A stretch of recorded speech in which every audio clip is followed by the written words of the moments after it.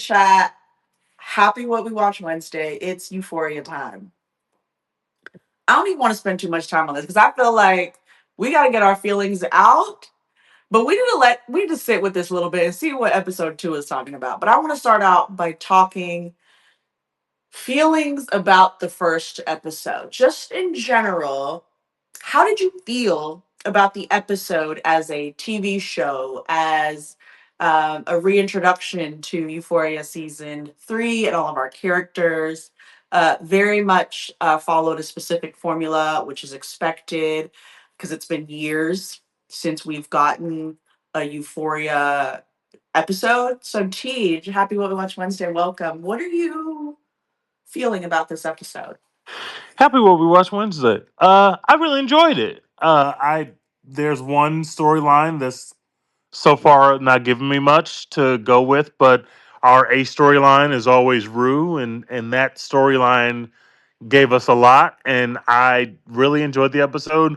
And I rewatched the last two episodes of season two to get ready, and obviously season two was a bit messy. It wasn't perfect by any means. There are some ups and downs, but man, the highs of Euphoria just draw me in, unlike very many other shows. And I thought that there were enough moments in the first episode to make me think, "Oh, we're on the right track. Like we're getting enough to make me." I really like the Lori character. I like that she has like kind of this dry delivery, but she's also menacing. Obviously, Zendaya's performance is always great. I love Alamo and everything going on with Alamo. Um, you know, uh, and people were mad last year, including myself, about the fact that we started this storyline of Rue running drugs for Lori, and then literally just forgot about that storyline. We didn't even return to it. So I like the way that they Well, did that that in a funny way to go back to that storyline. I Um, I was let's I'm really into it. I really enjoyed the first episode. I would give it like a, I don't know, like a B plus. I liked it. yeah, we're gonna talk about that storyline. You were very kind. I'm not gonna lie, I hate that storyline. Everyone knows what we're talking about. Nate and Cassie. Yeah, I hate it. It's not giving me. I want to give it more time. I don't want to say I hate it yet. I just I want to hate say in the first episode it did literally nothing for me, and I don't quite know what Elordi, who I really like as Nate. There's something in his performance that's so different, and I'd imagine it's just a story beat. Like his disposition is different for some related reason that we'll find out. But he felt utterly bored in his performance, and it was just weird. It was just weird. It didn't feel I like Nate. I don't know what it it's was. it's really hard, number one, to come back with a third season after however many years since the second. It's also really hard. We RIP, moment of silence. RIP to Eric Dane and our lovely friend McLeod. We're used to something with these stories and these characters. We have a very high expectation that was developed by the showrunner, right? We sex, drugs and sex. Okay. So when you have that through line, it's easy to keep us engaged. But when you try to kind of advance the plots, now we're outside of college. Now, these people are in a different phase of their life. Just as you're in different phases of your life, you're in a different thing. And I think Jacob Elordi's character, Nate, worked so well for such a specific reason. And he's like no longer that. He's all of a sudden this like husband that is like super successful. And it's just going to take a little bit of time for us to adjust, yes, but that doesn't mean the adjustments is going to be more towards like liking Jacob Elordi's character. He's always going to be great, but I think this is giving him the least amount to do over the last like 5 projects I've seen him on, Fair. including Frankenstein. So I think that's just what we're dealing with. Also, the Nate and Eric Dane like on our TV screens over the past few years was amazing, and we don't get that anymore. So it's just the one on one with Nate and Cassie. I'm not gonna lie to you. This episode made me realize that I never really liked Nate and Cassie. Outside of the fact that fuck Cassie, I never really liked Nate. Is it Cassie? I'm getting it right, right? Yeah, you're getting it Yeah. right. I Also, never Eric really Dane's liked going to Nate be and in this Cassie. season. So, huh? Eric Dane is in the season apparently. Like he's in the season, That's so lovely. he filmed some Lovely. stuff before he passed. Thank God. And so I'm hoping that we like I feel like those scenes will definitely hit. And that's just a testament to how great a lot of these actors are. It's like when I'm in the building, when I'm on set, when I'm on screen, I got y'all. And Eric Dane is definitely one of those actors. Diner in the Dash, welcome to the stage. Happy What We Watch Wednesday. Oh my gosh. How are you Hello. feeling about this episode overall? Because we're back. We are back. I liked it. I will say with that with the caveat that my expectations were very low, actually, just Mm, because the amount of time between the seasons and the amount of stuff that happened between the right, cast members, both living and no longer alive. right. Um, but I was pleasantly surprised, despite because I was expecting a train wreck, basically. Um, but like I really enjoyed Rue. Like for the first 10 minutes, I was like, oh, this could just be Rue's show now. Like we don't need anything else. But I think going forward, when we spent the first like 8 or 10 minutes with Rue or however long it was, and then it just went to Cassie in the fucking dog costume on the bed, like posing for. It was like, oh my god! All right, here we are. Hey, hey, This is hey, the hey. Euphoria. Is my echo bad for the rest of you? Forgive me for interrupting. Is my echo really bad for everyone? Is it bad right now? Not for me. It's not really bad. It's just bad compared to your old digs. But Okay, got it. these are the this is the process. Okay. Go ahead, Dana. So I think it'll be interesting to see how their relationships develop, I guess. Because I don't think Nate that is successful. Like he's playing himself as successful. I don't think he actually is. We'll see how that happens. And how his relationship with Cassie is affected by that. But I hope we get more of the other side characters. Like my favorite character of the show, other than Rue, was always I'm gonna forget her name because I didn't rewatch any of the old episodes. The her Cassie's friend that was Nate's girlfriend in the first 3 seasons is just kind of a mean bitch. She's my favorite. She was barely in this Maddie. episode. Yeah. Um, and I love her. And I don't know if the guy that was the star of the play, like the kind of nerdy guy, but then like was the star of the play at the end of the second season. I hope we see him again. I liked him too. But I will be interested to see how the stories sort of intertwine themselves. I hope. I wasn't really sure how I felt about how the Judd Apatow's daughter, I don't Maud. Um, Mhm. I wasn't sure how they have her character develop now as this sort of like try hard intern. I guess it sort of makes sense, but I'm like, I'm kind of 50-50 on it. Um, but I hope that, and I'm sure it will because Euphoria loves to bring the fucking drama, even more drama than maybe we all want sometimes.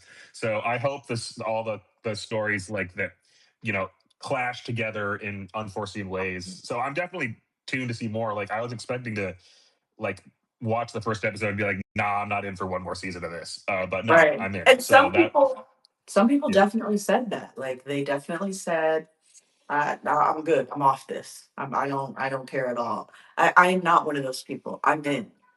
Yeah. Zendaya is my favorite girl. I decided that after I watched this episode. She's she's him, she's her, she's it. I'm I'm in. I don't care. Whatever she does, I'm in. Southern Coastal Elite, happy when we watch Wednesday. How did you feel about the first episode? Uh, Rue is back. Rue is back. This is what we love. Like Zendaya has done. So this is the year of Zendaya. Like she's got all these movies come out, about to come out. We're all ready. But Rue, that's her thing. Like I'm like Rue is on the level of Tony Soprano. Like truthfully, like no matter what she does, we're all in. If she would have had sex with that religious little girl in that truck, so be it. That was that could have been fun. Rue in a strip club, sure. Rue drug running, sure. Cool. All right. I mean, Lori gave her a suitcase full of drugs. Sure, whatever you want to do, ma'am. No, no, honestly, facts, facts. Like, it's just like I haven't seen a performance like this, and she's been rewarded. But like, we don't watch this show without her. None of this show makes sense without this performance. And so, like, I like everything. Like, just falls around it. Like, as a person that um, went to college and like stayed around with a bunch of friends and saw them do whatever, we were all kind of around. That's what I see this as. Like, yeah, I've definitely had my druggy friend come over to do some laundry, like, and hang out. I've How do you? definitely How, seen the right. no, I've definitely seen like the professional that is like broke. Like, I've definitely like the Nate and Cassie situation. Like, I see that. Like, I know that. Like, being from Louisiana, like, Mm, Nate's just an oil man. Like, those dudes go like between 2 and 3 weeks at a time on the oil rig, like, and make all that money and then come yep. back. Their wife is not doing nothing. This is what this is. Like, they So you used to don't be so. you don't hate the Nate Cassie thing. No, because I know what it is. Yeah. Like, I've seen Right. this. Like, Yeah. these boys No, it's think they want to be their daddy, and then they are their daddy, and now this shit is hard. yeah, it's like TJ, this is like Nate and Cassie's like an episode of Landman, TJ, and that's your jam. No, it doesn't have the charm. It Nowhere doesn't have near the the same charm. time. My next question for the chat, and thank you those of you who are watching when this is uploaded to YouTube. Are we missing Jules? Are we missing her? Yes, we No, are. And I will go back to season two. The when Sydney Sweeney became who she became on the back of this show, and also Elordi, it was clear that they started to run less of the offense through Kat and through Jules. Those were the two characters that took the bigger backseat for them to increase the profile of the person the people who were becoming stars, right? And I think that that is part of the reason why season two had its issues because the Jules and Kat storylines were essential to the show. Kat, the actress who plays Kat, just left the show, but Jules is still on the show. But Jules is not in this episode. We're only getting, I think, there's only 6 episodes in the season, and so now we have the first episode, and we don't even have Jules in it. That's just not a good sign about what we're gonna do with that character. Maybe she's gonna fold into the story in a major way and have her own arc, and we'll get to utilize that actress as much as we want to see her. But I think it's probably a bad sign that she's not in this first episode. But she is mentioned in this episode, so maybe Oh, that's a way to bring her into the fold. But I'm a little nervous about that. well, my girl Hunter Schaefer is booked and busy. So it's very, very, very possible that we don't see Jules again. But I ask because I am missing Jules. I She's in the season.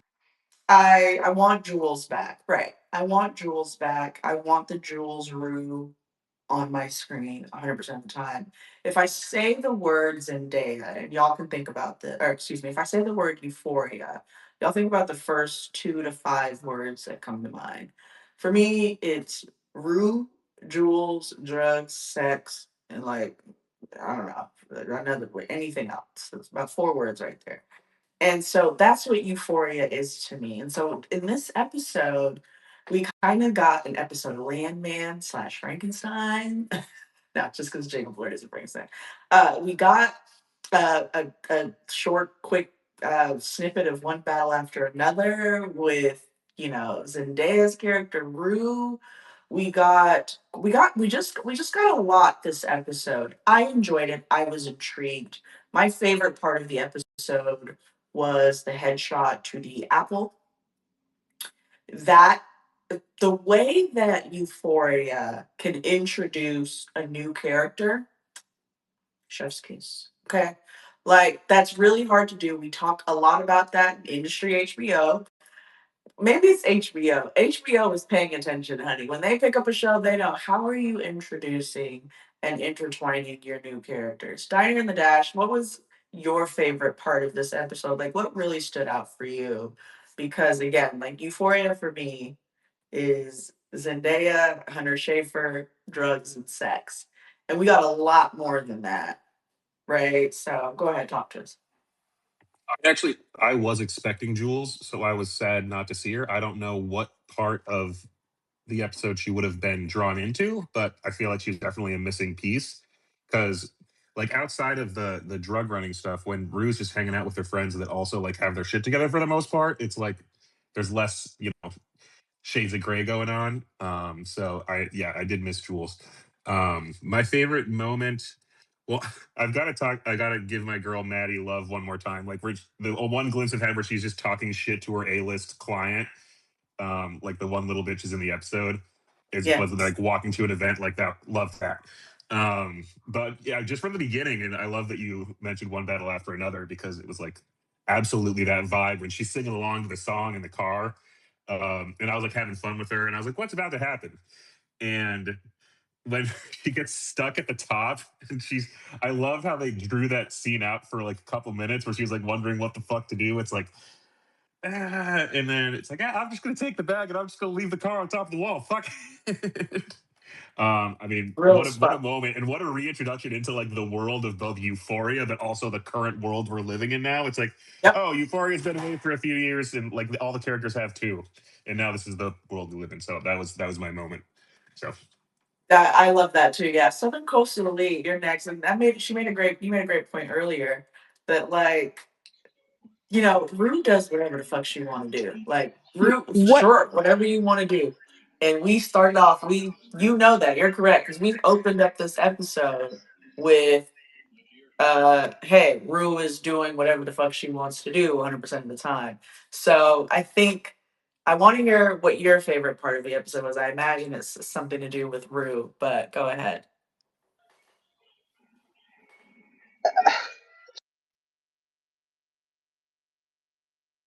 Wait, who was that question to? Southern Coastal. when she's in the house with Alamo and he's talking about pussy and like the gleam in her eyes. As a lesbian, I've seen that before. I know what that is. Like, like just being in the South, like anytime like a lesbian is just like, oh, okay, all right, there's random titties around. Oh, I can do that. I like girls. We can have fun. Yeah, like It was Rue brilliant. seemed like she was a 23-year-old that had no fucking business doing whatever she was about to do. But here we go again. Let's go. Facts, facts. Teej, what was your favorite part of the episode? My favorite part was definitely her at the house with Alamo, and I can't believe we haven't talked about this yet. But I was thinking about, have we ever seen three movie stars on this level be in the same series of TV before? Yes. uh, I can't think of an example of when we've seen this. And so that by itself, I'm sure those dollar figures were astronomical, which leads me to a question that I was hoping a woman would bring up first, but y'all haven't brought it up yet, so I have to bring this up. I don't understand why Sydney Sweeney is in this show. Like, I don't know why she and her agent agreed to this. Why did We you need a woman to bring that up? because the I understand that Sydney Sweeney has always been a very sexualized character in this universe. In the first season, nobody knew who Sydney Sweeney was, so of course she's gonna agree to do whatever the fuck she's gonna agree to do. And we all know Sam Levinson's a bit of a sicko, and it seems like he specifically has eyes for Sydney Sweeney because he puts her in very sexual situations. Okay, cool. Second season, she's growing her profile, but she's really getting the traction based on this show, and so I understand in the second season you got to put some titties out again and be sexualized again. Okay, cool. Now, when she gets the script and sees what the character is doing, specifically, you got to dress up like a baby and have your titties out and have a pacifier in your mouth. At what point does A Sydney dog. Sweeney or the agent say, Dog. "Hey, She dresses bro, as a dog. like you need to get no"? That was just in this episode, but we've seen the video and the We're talking about stills the other stuff. of other stuff happening this season. At Right. what point does the agent and Sydney Sweeney say, "Hey, I want to dial this back a bit. I don't think that this works the best for my brand." And maybe it does work for her brand. Maybe she's excited and over the moon to be doing this shit. I'm not saying that she's not, but it just feels so fucking nasty. And we know Sam Levinson is nasty, and I don't. We will never defend him.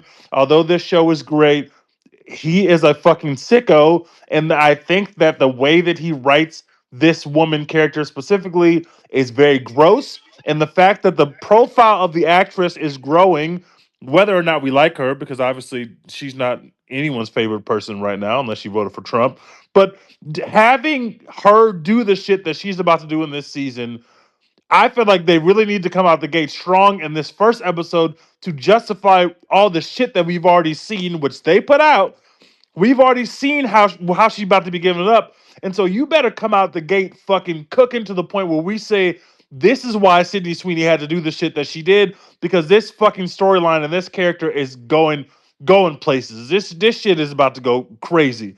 It just feels gratuitous, it feels Hmm. gross, and nothing about that character in that first episode makes me feel like Hmm. this is on the level where Sydney or Jacob should be back in this fucking show to play these characters, and maybe that my mind will change.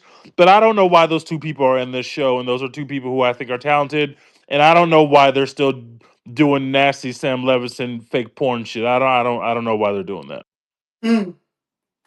Okay. The more you spoke, the more I understood why you might have wanted a woman to bring this up. I'm I here. also, I also, go ahead, Southern. I guess I've spent a lot of time with like white ladies. Like nothing about what like Sydney is doing is surprising. Like from the character like going behind her best friend's back to steal her good man, like none of that is surprising. Like this lady has no idea who she is. She's literally trying to get a personality because she doesn't have a real personality. She Like hasn't had one this entire show. no, it's always been surrounded by men, like either her father, the black dude, now it's Nate. Like when she goes like I can seduce these men for 50, like that's her self-worth. Like that's why. It has nothing to do with like Nate, like besides that like he's the dude that's there to take care of her. But he a fake dude too. He not a Okay. real adult. Like he took I over this think, company because his dad went to jail over some nasty shit, and he a right? nasty dude too. Like he ain't Facts. learned no real like life lessons. So like him and Culture. Cassie are just playing this role of successful people, pretty house, pretty people, successful. Yeah, none of it's Lies. real. Nasty. You know, whole generation of nastiness. Facts. So multiple generations of nastiness. A couple things, Southern Coastal. Thank you. And Dine the Dash. And welcome, Sir Lust. Okay. Teej,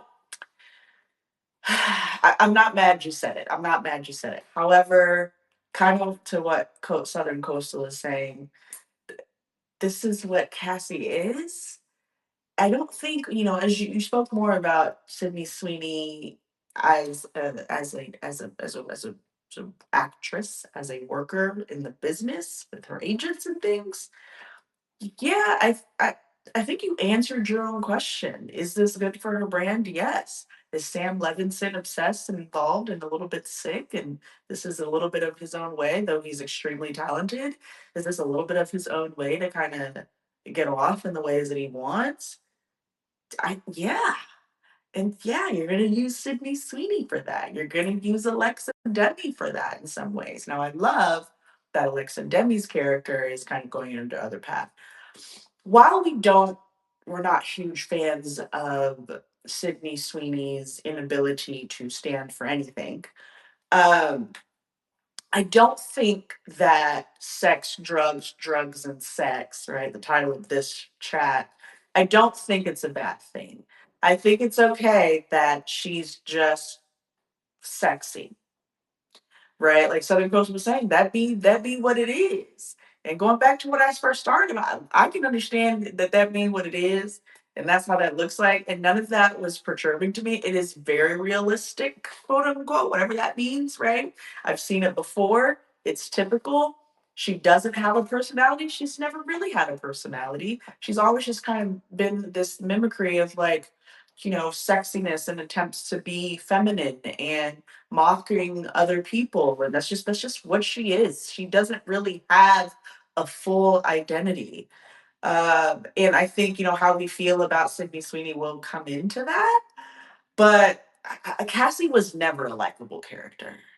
Y'all were just blinded by how hot she was before. She's still very hot, and now she's trying to be an OnlyFans person. That's kind of how it goes. Does that make sense to you? Like, Diane, do you have anything to add to Teege's kind of comments? It's just kind of how it goes.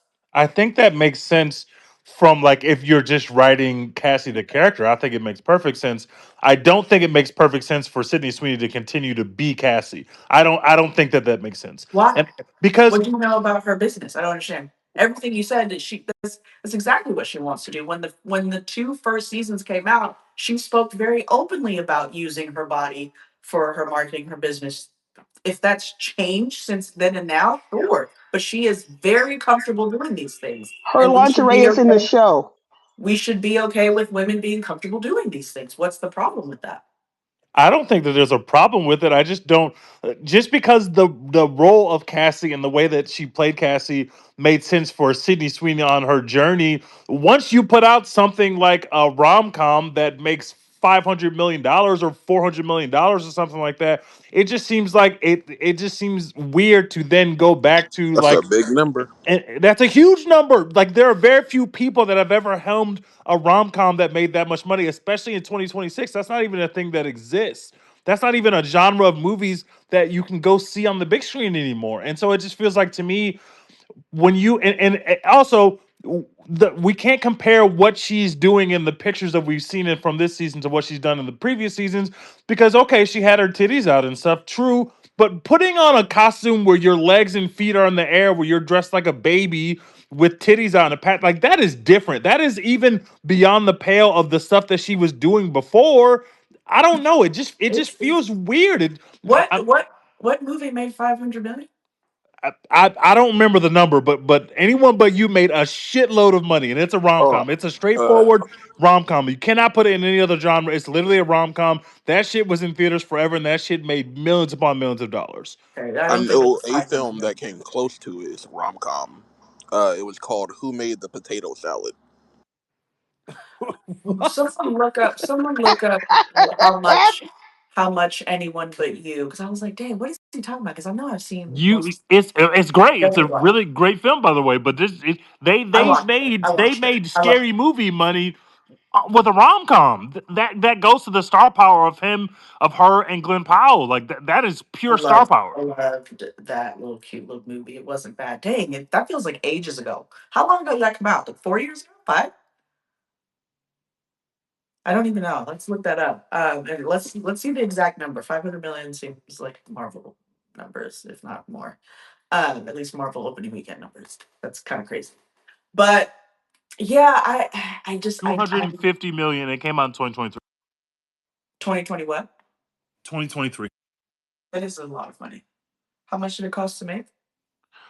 Reportedly, $35 million. Insane. Um, you know, Sorry, Sid, $25 million.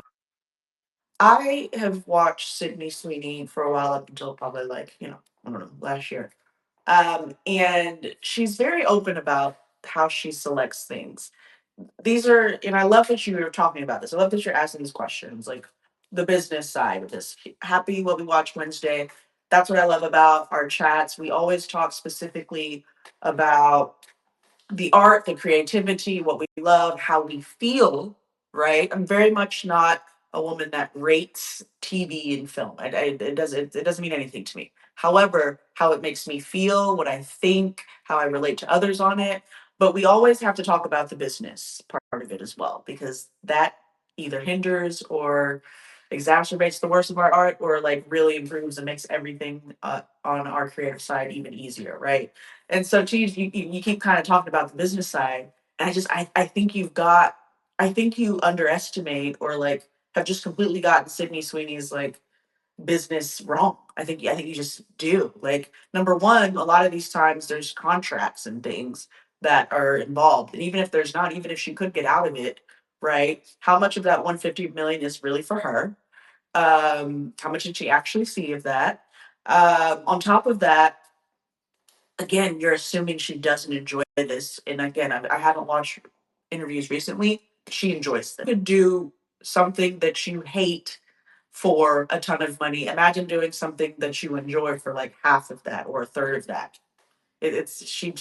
I don't think she dislikes it. I don't think you have the right read on what Sydney's. And now if she comes out, she's like, "Oh my god, I hated this whole season." I would be curious to say, if do you hate the whole season because of what Cassie was not able to do, or where Cassie's character went, or if it's specifically because she was on OnlyFans doing doggy stuff and I baby have stuff. thoughts. Go ahead, Southern. Well, her whole brand, like since like the second season, has been sex. Like what like I was like joking about earlier, like she's literally sold her bathwater. Um she has a shoe line with a fucking dad brand. Um her lingerie is what she's wearing in the show. Also Jacob Elordi, like he got his brand deals in the show too. Like that's how these people have come back to this show. Their brand deals are in the show. That those OnlyFans scenes, those are Sydney Sweeney lingerie. Like that's her brand. Like so like I completely understand like your concerns and stuff, but it's just like this is what this woman like that Christie picture when she was a boxer ain't hit. Hey, you know what hit? Them titties. That And it's crazy because TJ the horniest man online, and he's like, Oh, you he don't is. you don't have to keep doing this. titties every day. First of all, that's not true. And second of all, I don't want to. I don't care about Sydney Sweeney and them MAGA ass titties. That's not my bag. That's not my bag at all. Is the tune is crazy. Milk Yo, I love merchant. that. The tune change is crazy. The tables have really turned. The turn have tables. She Sir did a Les, eugenics ad for jeans like that. If anything you could do to turn me off, right. that's it. It's right there. That's it. Yeah. Like I couldn't even come up with anything that'll turn me off quicker, right? Yeah, do that. Say like stand for nothing ever. Yeah, that'd be great. I don't give a fuck about your titties no more. They are nice though. Okay, go ahead, Sir Les. Talk to me. How did you feel about Um, this episode? it was all over the place. Excuse me, the background noise. I'm outside right Fair. now, Super but fair. Super fair. I kind of enjoyed it. Rue, when Zendaya becomes Rue, that's a whole nother person. Like I don't see Zendaya at all. I see a junkie, and junkies are hilarious to me.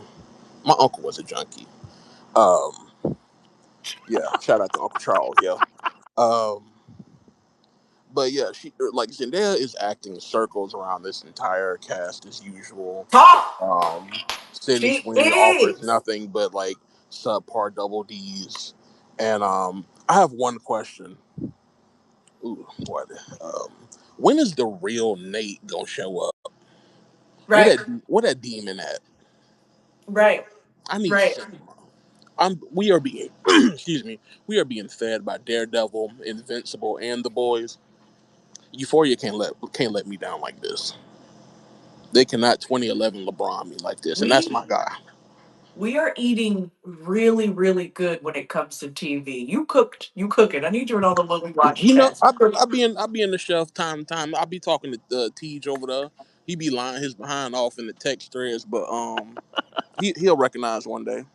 The thing about it is, I love that you said that because before you joined, I think you might have joined right as I was saying it or right after. Yeah, like you're not getting the typical Nate. And I think in a sick way, we He's wearing a kind of mask. we kind of need that. Earlier, I forget who it was, but earlier someone mentioned if Rue, it wasn't Coastal, it was you. If Rue would have fucked the country, the lady from the country, Texas. Shout out to Oh Gang yeah, Gang. she's gonna take Yo, that look. Yeah. Teej, are we the only people that have lived in Texas in this chat? Anybody else lived in Texas? Can we Why did can that we lady chat? look like Sydney Sweeney? That I thought that was weird. She Dallas was and the Houston. she was the brown haired Sydney Sweeney. Here's my can I say something? Can I say something? I gotta say something. Why is Texas always portrayed like that on TV? I have a problem with it. I I'm ready to say it out loud. I have a problem with the way Texas is portrayed on every single TV show. And I want every single showrunner to come meet me at my house. I'll have a little nice little thing. Y'all can come over and we're going to talk about this. We're going to talk about this. The talk is going to be stop presenting those of us in Texas like this. This is permeating the entire globe. Okay? If I say I'm from Texas and I'm in Barcelona, there's a very specific thing. And it's just not that. Teach. Am I out of I'm like am I speaking out of turn here? We're No. always in the desert under the sun, sweating in a prairie fucking dress, floral pattern with some cowboy boots and dusty as hell.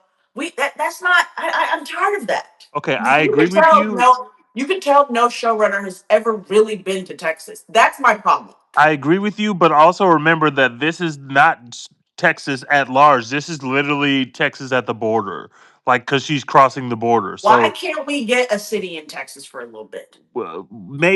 shows need to give us that accurately. But I think that this show was specifically trying to give you what the border towns are like, as opposed to what the Texas big cities are.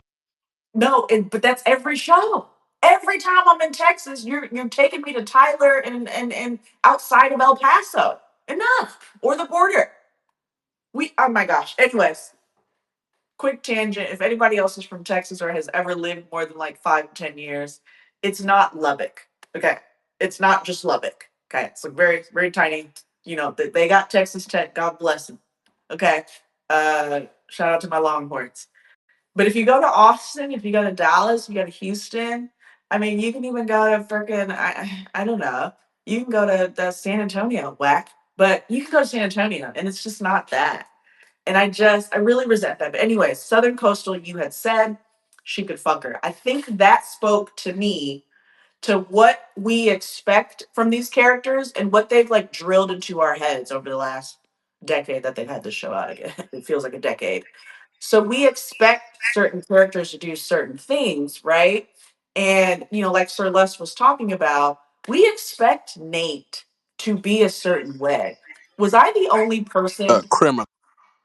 was I the only person that felt like Nate was we were about to cut to Nate doing some bullshit? And I'll go to the chat like I just knew. I was like, nah, Nate about to do some bullshit. And then he never did, and I was like, I'm watching you.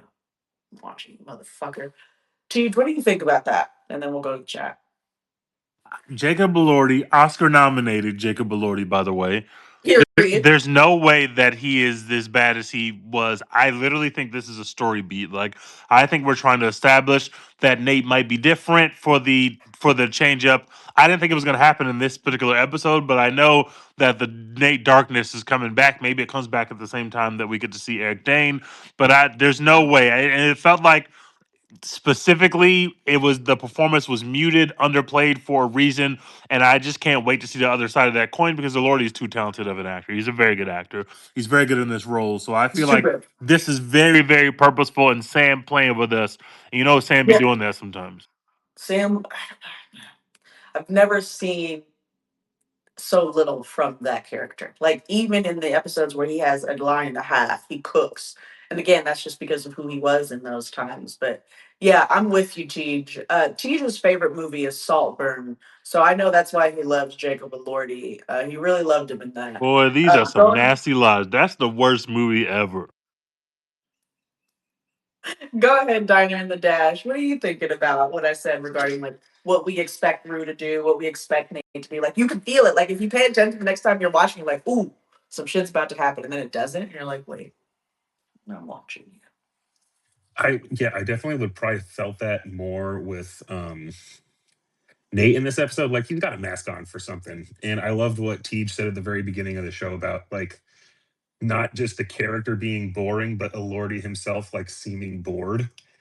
Like he's putting on a face for something. And I think it'll blow up on some level. I think it'll be really interesting to see how it all plays out because we know like the character Nate can go like 1 to 100 real quick, but you know it could manifest itself in a lot of different psychotic ways. But I love like, and I love what Southern Comfort said about Rue. Just like whatever she's doing, like she's doing it 100%, and it could literally be anything. Like she goes from like leaving the truck at the border to like praying with the Christians to the drug house. And then she goes from that to like talking with her or NA sponsor or whatever for that one meeting in the cafe. And she sells to you that she's like into every conversation that she has, no matter what it is. It's like she's in, and it doesn't mean she means what she's saying, but like in that moment, you feel that she's not like lying. She means what she says, even if it doesn't mean like her actions are going to mean the same thing. So yeah, Yeah, I guess super. those are my thoughts on that. Yeah, Rue's a great character. I like it. Rue's very endearing, both the way she's acted and the way she's written. Rue's very, very endearing. Go ahead, sir. Let's talk to me. Thank you, Miss Peach. Nate, with me, he has until the end of episode 2 to commit a felony before he's on fraud watch with me. That MF is not real. I need the real Nate Jacobs to stand up, please. Oh, oh, okay, On Fluffy. Pyru. I'll get you the florals. Nah, there's like a basement. There's a dungeon under that senior home he's building. I'm not into it. Cause like I was waiting for him to like when he was talking to the what was the guy on the construction site. Yep. I was waiting for him to whisper in his ear like, "Hey, you know they got your man's right. Right. Like we got the paperwork." Like I was waiting for him to like blackmail him into like doing something. Like That's coming. It has to be coming, right? I need a felony. Yeah, we're itching for that. We need that. But okay, thank y'all so much. Teej, any last words for what we're expecting on episode 2? I think we want Jules. I want more of Colman Domingo. My heart, I loved Colman We Domingo in the got to give a last shout season. out to Alamo. That is just such a Alamo, that is a great actor. He's given us a lot. I'm glad to see him get some shine. I love him in that role. And it's just like you said, Laylo Brown. they can introduce a new character unlike almost a lot of shows. It is not easy to introduce new characters. I really love that. From episode 2, I'm expecting a bit more of the same. I hope that I get something that I can take from Cassie and Nate, like something I can grab onto, anything that I could be like, at least I was entertained because I literally you don't want to grab onto some titties? the most not those mega titties, no. The most entertaining thing about them in episode 1 was the fact that they had a spaghetti dinner with 900 candles. If y'all are broke and y'all want to make more money to buy flowers at your wedding, why are y'all lighting 90 candles to eat some Olive Garden pasta? I didn't really understand that, but hope Boy, that pasta looked that trash. pasta looked trash, and then you're surrounded by 900 candles. Don't women are good for some bullshit like this. They want something from you. They cook a meal. The meal not that good, but the ambiance is super fire. That's when you know she about to ask you for something, fellas. If Boy, you who see hurt if you? you Whoa, see whoa, whoa, a whoa. mid tier Why? meal and a 5-star ambiance with a 3-star meal, get out that house, brother. She about to ask you for something. Get out. Yo, TJ, you gotta stop closing us out like this. Yo, first last week y'all did the same thing to me, and then the week before y'all did that with the cheating and the finding excuses. Okay, okay, women are gonna stop catching strays. This is what we watch Women Wednesday. We are pro women here. But yeah, I caught a stray right there because yeah, I've definitely done that before. Ciao. Happy What We Watch Wednesday. Enjoy your Olive Garden and your candles. Bye.